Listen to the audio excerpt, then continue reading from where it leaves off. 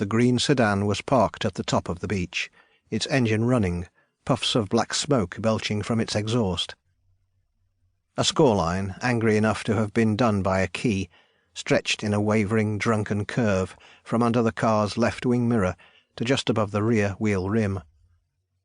From his vantage point on the low headland to the beach's south, Slim Hardy lowered the binoculars, scanned the beach until he spotted a figure by the shoreline, then raised them again. With one finger he adjusted the focus until the man eased into clarity. Wrapped in a rain jacket over his work clothes, Ted Douglas was alone on the beach. A single line of footprints in the damp sand trailed him back to the rocky foreshore. In hands pink from the freezing wind, Ted held a book, the cover turned outward. A silver design on black. From this distance the words were unreadable. Slim wished he could get closer without being seen, but the shingle of the foreshore and the wet expanse of rock pools offered no cover.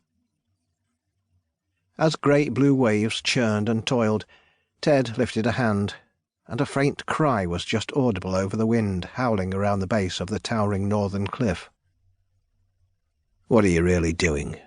Slim muttered. "There's no one else down there, is there?" He put down his binoculars and took a digital camera from his pocket.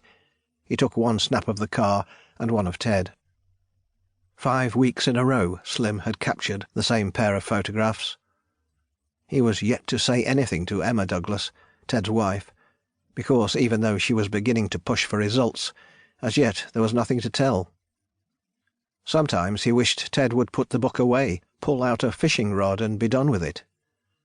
At first Slim thought Ted was reading, but the way he gestured with his free hand at the sea made it clear he was either practicing a speech or reciting verse. Why, or to whom, Slim had no idea. He shifted on grass damp with sea spray, making himself comfortable.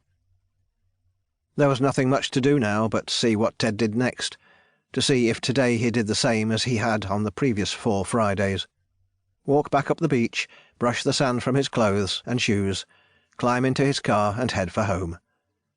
Eventually he did. Slim followed casually, his sense of urgency shaken out of him over the last month. As before, Ted drove the 15 miles back to Carnwell, pulled into his driveway and stopped his car. With a newspaper under one arm and a briefcase under the other, he headed into the comfortable house, where, through a dining-room window with the curtains left open, Slim watched him kiss Emma on the cheek. As Emma headed back through a door into a kitchen, and Ted sat in an armchair, Slim slipped his car into neutral, released the brake, and let it roll away down the hill. As soon as he was a safe distance away, he started the engine and drove off. Once more he had nothing to report to Emma. One thing was certain, there was no extramarital affair, just the strange ritual beside the sea. Perhaps Ted, an investment banker by day, was a closet Coleridge fan, slipping secretly out of work each Friday afternoon at exactly 2 p.m. to lambast the wild ocean with tales of albatrosses and frozen shores. Emma, of course, as most contented wives might after being jolted out of their comfort zone by a surprise discovery, suspected a mistress. Slim had rent to pay, a drink habit to fuel, and a curiosity to feed.